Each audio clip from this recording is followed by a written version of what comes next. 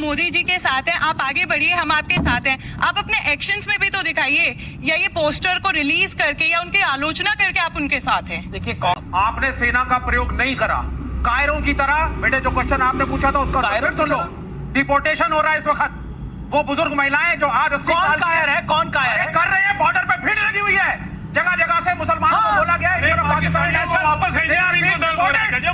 People. और सुनिए, basically ये बता रहे हैं कि पिछले 40 साल से कितने नासूर पाले हुए हैं इस देश के। कोई नासूर नहीं। एक सेकंड सुनना पड़ेगा, सुनना पड़ेगा।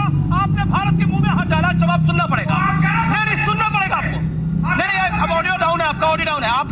आपने बोला कैसे बाहर कर सकते हो? एक बात बताइए, कोई इलीगली यहाँ पर रह रहा है, 20 साल से रह रहा है, 40 साल से रह रहा है, 50 साल से रह रहा है, उसका क्या हक है यहाँ रहने का? और आपने बोला 10 साल से क्या किया? एक सेकंड।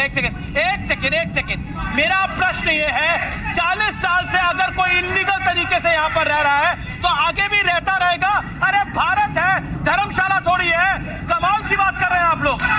आखिरी के अंदर मैं एक सवाल आप सबसे पूछूंगा और मैं चाहता हूं साहब गोई से इसका जवाब मिलना चाहिए। पाकिस्तान का अल्टीमेटली क्या इलाज है? आप अपने पड़ोसी को नहीं बदल सकते, चाहे वो अच्छा हो या बुरा, वो पड़ोसी है और रहेगा।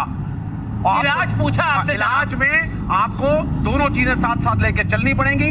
कभी आपको उसको एक कड़ा उत्तर देना पड़ेगा, कई बार वार्तालाप भी करना पड़ेगा और इसी को आगे बढ़ाना पड़ेगा। यही होता आया है।